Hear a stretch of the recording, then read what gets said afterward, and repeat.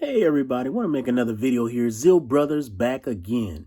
And I want to talk about Pete Buttigieg, the Secretary of Transportation for the United States of America. This man we discovered last week is on paternity leave or maternity leave, however you want to state it. Nowadays, I don't want to offend anybody for his little leave. But what's happening with this man is that he is going on paternity or maternity leave to take care of kids with his gay partner. And he is doing this while the nation's supply chain is collapsing to pieces. And I'm saying that as a person who's an expert in this area. I'm not saying this as somebody who's uninformed. I don't want to put all my business out there, but I know a lot about this area.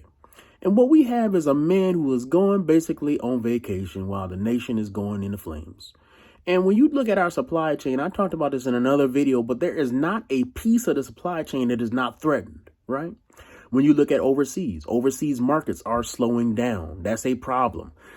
When you get something from overseas, it's put on overseas containers, right? Whether those are ships or whether those are planes. Both of those are having problems being unloaded when they get to their destination.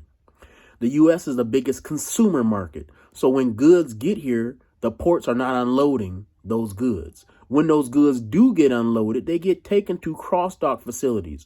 And what a cross-dock facility does is it takes the container from a ship or from a plane, it sorts all that material and puts it on another container so that it can go on a rail. Well, guess what? There's not enough people who work at those places. Then, when they do sort it to the right container, they have to put it on a trailer for a truck to drive it. Oftentimes, what they do is just put it on a container, and that container goes on a chassis. Well, the problem is there's not enough chassis. And then when it does get on a chassis and a driver does drive it, guess what? There's not enough drivers. When you take the driver and you take it, oftentimes you will take it to a rail. And when you get to a rail, there is not enough people working in that rail. And when you get it to the rail and you get it on the train, there's not enough people working on that train, and there's service slowdowns all across the train network. And then when it gets to the other end, it has to be driven by drivers where there's not enough of them. It goes to a logistics center where there's not enough people working in the logistics center. It goes to a retail store where they're running out of workers there. And then it gets on the shelves, and we wonder why the shelves are empty. But at least we know that Pete is taking care of his kids. Now, being straight up with you, when you have a high-profile job, it is normally known that your vacations are not real vacations.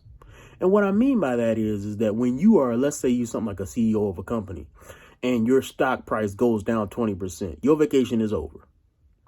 Once you take a very high-profile job, your life is that job. And that's what you sign up for when you take that job. It's just simply something that you can't get away from. And Pete is trying to get away from that. And furthermore, when he was asked, hey, why? What are your solutions to these problems? And why are you basically on leave while the nation's supply chain is in shambles? Well, first off, he revealed that he doesn't know a thing about the supply chain. He then said the problem is the consumers just got too much money.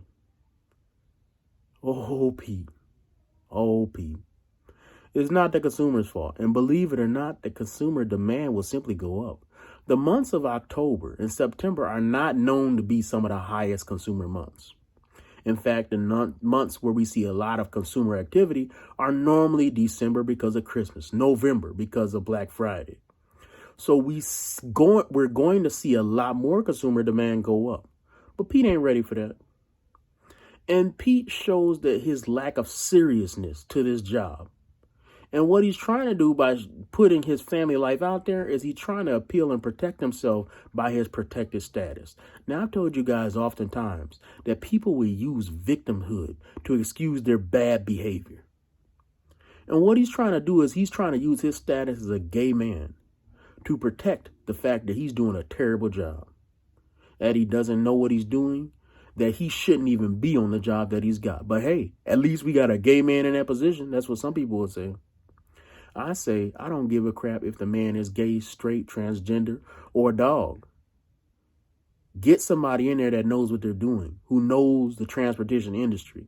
And I've told this to some friends, but I truly believe this for the sake of the world.